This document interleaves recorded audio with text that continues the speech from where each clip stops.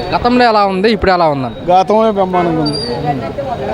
ఏముంది దీంట్లో రేట్లు ఉండవు వడ్డకే, ధాన్యం కొనేవాడు ఉండడా, ఎందుకు ఇది? మరి ఇప్పుడు కూటమి ప్రభుత్వం సూపర్ 6 హామీలు ఇచ్చారు. తినో వచ్చాడు ఎయ్యి సూపర్ 6లు ఇచ్చాడు ఎయ్యి. అంటే ఇంప్లిమెంట్ చేయడానికి కొంచెం టైం పడుతుంది, రాష్ట్ర ప్రజలు అర్థం చేసుకోవాలంట. రాష్ట్ర ప్రభుత్వం అర్థం చేసుకోవాలి. మరి జగన్ ఎట్ట తెచ్చిచ్చాడు అంటే జగన్ అప్పులు తీసుకొచ్చి ఇంప్లిమెంట్ చేసాడు. అప్పులు చేయట్లేదా? ఎవడైనా అప్పు చేసేవాడేగా. ఇలా ఇంట్లో డబ్బు తెస్తున్నారా మనకి? మన దగ్గర డబ్బేగా మనకి ఇచ్చేది. మరి ఇప్పుడు ఇలా పథకాలు ఇంప్లిమెంట్ చేసేది గ్యాప్ అనేది వస్తుంది కదా, మరి వ్యతిరేకత ఏమన్నా వచ్చే అవకాశం ఉంటుంది అంటారా? ఎందుకు రాదు?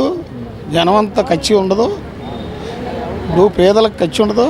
అంటే జగన్మోహన్ రెడ్డి రాష్ట్ర ఖజానా మొత్తం ఖాళీ చేశాడు, ఆర్థికంగా కొంచెం పుంజుకోగలనే పథకాలు ఇస్తామంటున్నారు. ఈయన ఖాళీ చేయలేదా? 3 సార్లు చేశాడు అంత వందల ముఖ్యమంత్రి. ఈయన ఖాళీ చేయకుండానే సొంత డబ్బు వాడా? సూపర్ 6 భాగంలో కానీ తల్లికి వందనం మే నెలలో వేస్తామని చెప్తున్నారు పిల్లలకి, మీరే ఉంటారు. ఎక్కడేశారమ్మా? ఎయిరు ఏమేశారు? సూపర్ 6 అనేది ఒకటి కూడా నేను బస్సు మొన్న ఉగాదికి అన్నాడు, ఏది ఇచ్చాడా? అట్టే మాటలే, అబద్ధాలు. జగన్మోహన్ రెడ్డి ప్రెస్ మీట్ పెట్టినప్పుడల్లా కూటమి ప్రభుత్వం మీద బాగా వ్యతిరేకత వచ్చేసింది, ఈసారి వైసీపీ అధికారంలోకి వస్తుందని చెప్తుంది. వచ్చింది వైసీపీ, ఖచ్చితంగా వచ్చింది దెబ్బ. ఎందుకని అంత నమ్మకంగా చెప్తున్నారు? ఇప్పుడు ప్రజలకి మంచి అది. ఇప్పుడు బియ్యం కార్డులు ఇస్తానన్నాడు, ఇచ్చాడా?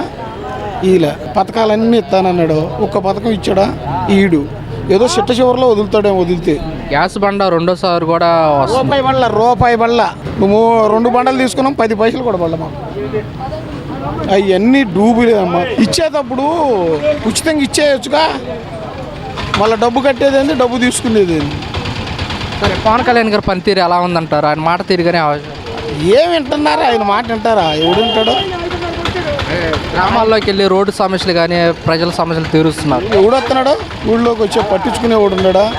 మేము అవి చేస్తాం ఈ చేస్తాం అన్నారు, ఉపయోగం లేదు, పాడు లేదు, అంతా మామూలు. ఇంతవరకు రాజకీయ నాయకులు రూపాయి కక్కుర్తి పడకుండా పని చేసేవాళ్ళు. ఎవడు దోసుకోవటమే కానీ దాచుకోవటమే కానీ ఎవడన్నా చేసేవాడు ఉండడా? ఆలపాటి ధర్మారావు గారు 2 సార్లు హోంశాఖ చేశాడు, దినానికి డబ్బులు లేవు. హోంశాఖ చేశాడు, కేంద్ర మంత్రి చేశాడు, దినానికి డబ్బులు లేవు ఆయనకి. అప్పుడు అట్ట మంచి చేశారు రాజకీయ నాయకులు. ఇవాళ ఎవడు చేసేది? దోసుకోవటమే కానీ.